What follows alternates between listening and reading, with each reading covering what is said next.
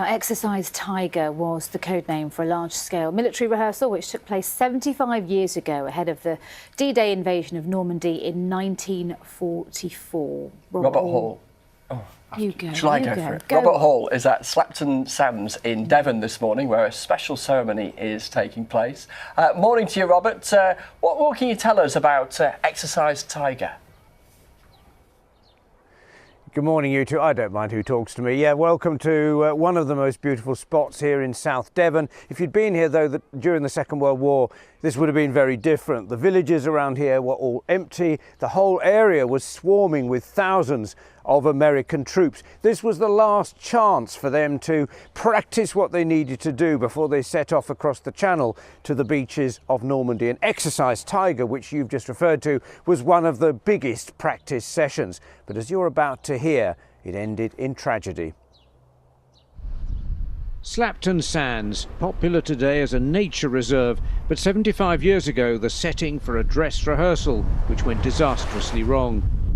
In 1944, Allied commanders matched this wide bay with the beach in Normandy, codenamed Utah.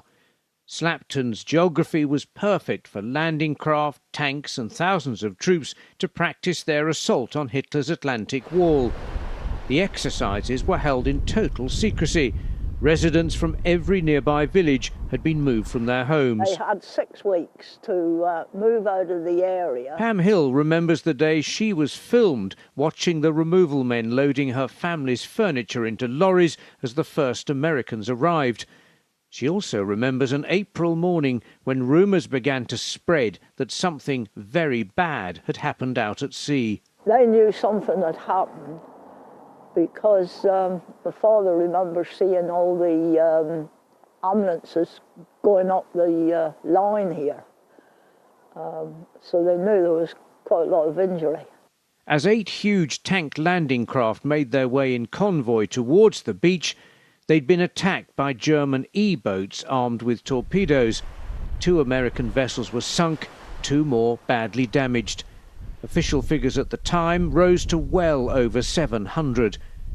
Many bodies washed ashore along the south coast, but dozens more were never found. It's moving to stand there and look out at the English Channel and think about where my uncle's body lay. Was his body ever found? No, he's still in the ship.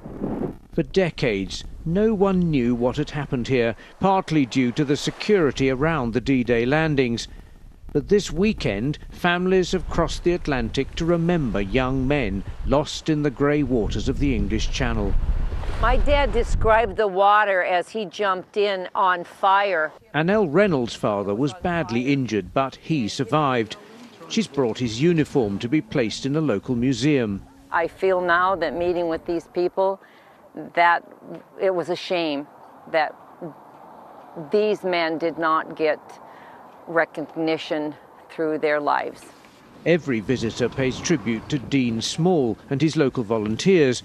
Dean's father raised the sunken Sherman tank, which now forms a permanent memorial. We have the incredible sacrifice that the local people made to give up their home and their land, and at the same time this horrendous disaster that took so many young lives. On the beach below, 749 sets of boot prints. A powerful way to remind us of a loss of life which far exceeded the figure on the real Utah beach just over a month later.